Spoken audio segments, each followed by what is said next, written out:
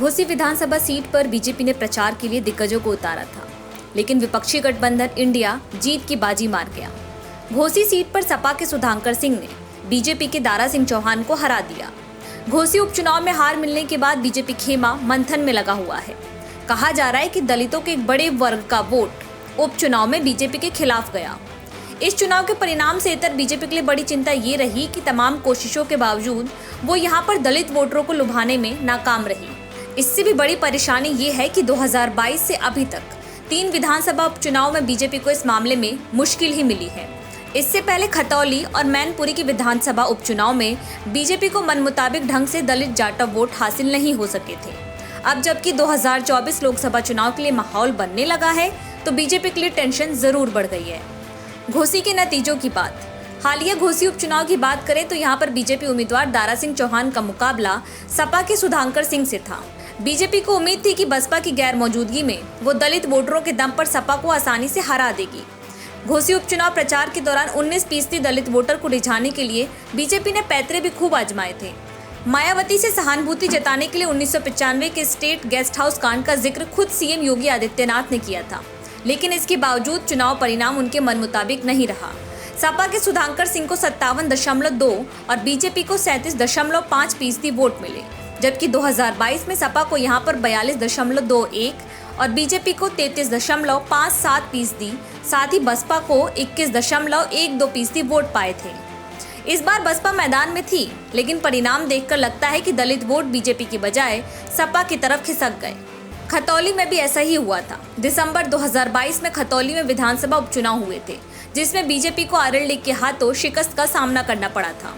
इससे पहले आम चुनाव में यहां पर बीजेपी के विक्रम सिंह सैनी को 45.34% वोट मिले थे।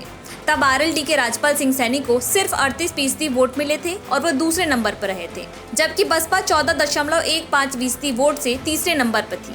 बाद में मुजफ्फरनगर दंगों में सजा के बाद विक्रम अयोग्य घोषित हो गए और यहाँ दोबारा चुनाव कराने पड़े। इस चुनाव में आरएलडी सपा गठबंधन के मदन भैया को 54.23% वोट मिले थे, जिसके बाद उनकी जीत हुई थी, जबकि बीजेपी उम्मीदवार राजकुमारी सैनी को 41.72% वोट के साथ वो दूसरे नंबर पर पहुंच गई। यहाँ पर मुसलमानों के बाद दलितों के वोट सबसे अधिक थे और ये आरएलडी के पक्ष में गए। सूत्रों का दावा था कि आजाद समाज के पार्टी के मुखिया चंद्रशेखर आजाद ने आरएलडी उम्मीदवार के पक्ष में दलितों के बीच प्रचार किया था। इसी का नतीजा रहा कि दलित वोट आरएलडी सपा गठबंधन उम्मीदवार को मिले। मैनपुरी में भी कुछ ऐसा ही हाल। मैनपुरी लोकसभा का उपचुनाव पिछले साल दिसंबर में हुआ था। सपा सांसद मुलायम सिंह यादव के निधन के बाद ये सीट खाली हुई थी। यहाँ पर सपा की उम्मीदवार डिम्पल यादव ने 64.49% वोटों के साथ जीत हासिल की थी। वहीं बीजेपी के रघुराज सिंह शकाय को मात्र 34.39% वोट मिले थे, जबकि इससे पहले 2019 के लोकसभा चुनाव में जब सपा बसपा का गठबंधन था तो मुलायम सिंह को 53.66% वोट मिले थे, जबकि बीजेपी का वोट प्रतिशत 44% था। ये बात गौर करने वाली है कि 2022 के उपचुनाव में बसपा चुनाव से दूर थी। बताया जाता है कि बसपा की गैर मौजूदगी में बड़ी संख्या में दलित वोट डिम्पल के खाते में चले गए। दरअसल यूपी में जातीय समीकरण का जो अनुमानित आंकड़ा बताया जाता है, उसमें पहला नंबर आता है पिछड़े वर्ग का, दूसरे नंबर पर दलित और तीसरे नंबर पर सवर्ण और चौथे पर मुस्लिम आते हैं।